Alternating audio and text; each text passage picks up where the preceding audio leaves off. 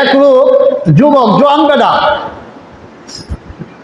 ছোটবেলায় যে সময় মাঝ হাত পড়তাম হুজুরে বাবু সজাকাত সবক ফলানির সময় একটা ঘটনা হয়েছিল যে এক যুবক হের বিয়ার উপযুক্ত, তখন অনেক খোঁজাখুঁজির পরেও হের উপযুক্ত কোনো পাত্রী মিলাইতে পারতেছে না, খালি দেশে দেশে ঘুরে জায়গায় জায়গায় ঘুরে হঠাৎ এক বাজারের মধ্যে গেছে আর সন্দেহ হয়ে গেছে। যাওয়ার পরে চিন্তা করে ওখানে আমি যাইতাম খুব, ওখানে তো এখানে বাড়িও নাই ঘরও নাই, বাজারের মধ্যে তো তাহলে যাইত না। এর চিন্তা করে দেখে যে আবার হয়তো দেখা যায় বাজার থেকে বাড়ি হয় এক মুরব্বী মানুষ যাইতেছে, আমি মুরব্বী বেড়ার লোক ধরি নাই দিয়ে কোনো ছোট তিনি মুরব্বী বেড়ার বাড়িতে নিয়ে তাহার জায়গাটা করতাম পারি। হে এই আশায় এই মুরব্বী বেড়ার লোক ধরছে দিয়া সারি কয় আসসালামু আলাইকুম, চাচা ভালো আছেন? তো আলাইকুম আসসালাম, ভালো আছি। বলছে খিতারে বা তোমার বাড়ি হই? আমার বাড়ি অনেক দূরে। বলছে হই যাও, আমার বাড়ি নাই গরো নাই, আমার কি হানো রাইতে হানো খাই। কতক্ষণ জায়গায় হাঁটতে গেছে, যাওয়ার পরে চাচা আমি আপনার গাড়ো উঠতাম না, আপনি আমার গাড়ো উঠতাম কোন চাই? চাচা কই দেখছো নি খাবার এক থেকে মগা মানুষ তো আর দুনিয়ায় নাই। হে জোয়ান বেটা, হে কয় আমার গাড়ো উঠতো, হ্যাঁ আপনারা তো হের গাড়ো আমি উঠতাম। এদি একবারে মগা, একবারে বড় মগা, একবারে আবহাওয়া, একবারে সিধা। বলছি দা এক কাম করি, আমি লই জায়গা বাড়ি, আজকে বাড়িতে আমার রাত্রে থাকবো না, আর আমার ফুর্তি আমি করবো না। বলে বা এক কাম করো, আজকে রাত্রে আমার বাড়ি তোমার দাওয়াত, আমার সাথে লই দাও। মনে মনে করে আমি তো থাকবার লাগি এই পথ খুঁজতেছি। ও বলো ভালো হয়েছে, ঠিক আছে চাচা, আপনি যেমন আমার দাওয়াত দিচ্ছেন, আমি তো আপনার দাওয়াত না রাখতে পারি না, ঠিক আছে আপনার দাওয়াত রাখলাম, আপনার সাথে আমি দেখব। কতক্ষণ পরে জিগায় আমার যে যাইতেছে দুনো সাইডে যে আগুন মায়া দিন, কি সুন্দর দান, দুনো সাইডে যে ফাহনা দান। তখন এই যুবকে জিগায় ও চাচা প্রতিটা এই যে ধান খেয়ে ওইটার মালিকে এই ধান খায় লাইছে না খাইব? ও দেখছনে খাবার এই থেকে দাম আছে, এর থেকে বড় মগাতে আর কেউ নাই। ধান দেখতেছে খেতের মাঝে ফাহনা, হে আমার জিগায় ধান খাই লাইছে না খাইতো? এত বড় মগা, এর মগার এই মগার সিরিয়াল কত দিতাম? চাষায় খালি মনে মনেই তা কয়, ওই যাবো এই যাই আমার নাতি নাতনে হের ওই আহার রায় ছুটি করবো নি। কতক্ষণ হাঁটতে গেছে, বাড়ির ঠান্ডা লাগেছে গা, গিয়া দেখে একজন মানুষ মারা গেছে, তারারও মহল্লার দাফন করার লাগি লইয়া যাইতেছে, দাফন করি লইব। মুরব্বী বেড়া হয় দেখছনে খাবার, আগে যদি জানতাম তো আইলাম রে, ওখান দেখা যায় কবরের মধ্যে না থামাই লইব। জানা যায় যদি সামিল হইতে পারতাম তাহলে এক কিরাত সব আগে হাসিল করতে পারলাম না, আর দাফনের মধ্যে সামিল হইতে পারতে আরেক কিরাত সব পাইব। তখন দাফনের মধ্যে সামিল হয়েছে, তখন লাস্টে কবরের মধ্যে রাখবো, এইরকম সময় জিজ্ঞাসা ও চাচা এই যে লোকটা কবরের মধ্যে রাখতেছেন, এই লোকটা জিতা না মরা? আর যখন জানি লোকটা জিতা না মরা, না বললে থামাইতেছে নি।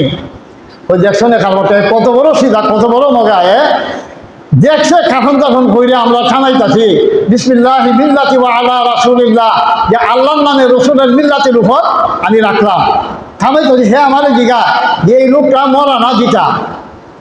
বাড়িতে লয়ে যাই, বাড়িতে লয়ে গেছে। এই মুরব্বী চাচা রাসিং এখানে খুব বুদ্ধিমান, কইব মাই তো কিতা কাজ করে মানে একটা মগারে আনছি খালা হয়তো আমার নাতি নাতি এই কীর্তন করবো না। ও কিতা হয়েছে কেমন মগারে তুমি লই আইছো? আর কইস না, বাজার থেকে নামছি বড়, হে আমার জিগায় আমি আর খান্দ উঠতাম না, হে আমার খান্দ উঠতো। দেখ কি কত বড় মগা। তো না বা তুমি এই কথার মাহাত্ম্য বুঝছো না, এটার মাঝে মাহাত্ম্য আছে। হে এই কথার মাঝে গভীরতা আছে, তুমি এটা পাইতেছো না। তো কিতা এটার মধ্যে গভীরতা কিতা? ও হে কত দূরের রাস্তা আইতো, দুজনে আলাপ টালাপ করে আইলে হে জিজ্ঞাসা আপনি আগে মাছ তুলতেন না? হে আগে মাছ তুলতো। হে এই কথাটা কইছে, মাছটা হে তুলতো না আপনি তুলতেন।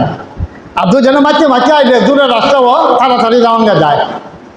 ও এটা তো বুঝতে আছে, ঠিক আছে। ও যেটা যে কইল এই যে ধান খেত দুই সাইডে আমরা আইলে যাইতাছি, ওই ধান খেত মালিককে খাইছে না খাইছো বুঝলে কিতা কইল তুই? ওই আব্বা বুঝছেন না, যদি এই বেলা এই কথা দিয়ে হ্যাঁ বুঝাইতে চাইছে এই ক্ষেতের মালিক ধনী না গরিব, যদি গরিব হয় তো ক্ষেত তা কেউ ধান নয় না খাই রাখে। আপনি বুঝছেন নি? ওই ওইটা তো বুঝছি। আর যদি ধনী হয় সে তো ধান হনো খাইছে না, রইছে খাইছে না, উগালের মাঝে তৈব।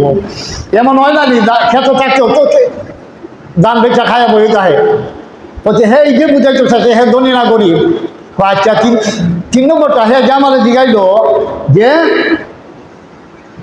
এই লোকটা মরছে না, জিতা না মরা, তা বাইরে আপনার বুঝছেন না, জিগাইতেছে যে এই জিনিসটা আপনারা বুঝাইতে চাইছে এই যে লোকটা মারা গেছে দুনিয়ার মধ্যে সজ্ঞায় দাঁড়িয়ে কোনো খাম ফেরত হয়ে গেছিল। আর যদি সজ্ঞায় দাঁড়িয়ে হিসাবে কোনো খাম ফেরত হয়ে যায় তাহলে হে মরছে না, হে মরাতে কেউ এই সব কেমন পর্যন্ত হে কবরের মধ্যে ঘুমায় ঘুমায় খাইতে থাকবো। ওই ও আসলে তো তুই কি কইছ, আমি তো এটা মাহাত্ম বুঝছি না। আমি সজ্ঞায় দাঁড়িয়ে এমন একটা জিনিস, মানুষ বললেও যদি কোনো মসজিদ বানায় দেয়, কোনো মাদ্রাসা বানায় দেয়, যে কোনো উন্নয়নমূলক মানুষের সেবামূলক কাম করে হয়ে যায়, তাহলে এই মানুষটা মরে সাজেও তার আমলের দরজা বন্ধ হয় না, তার সবের আমল নামার মাঝে এই সব যাইতেও তাহে যাইতেও তাহে যাইতেও তাহে।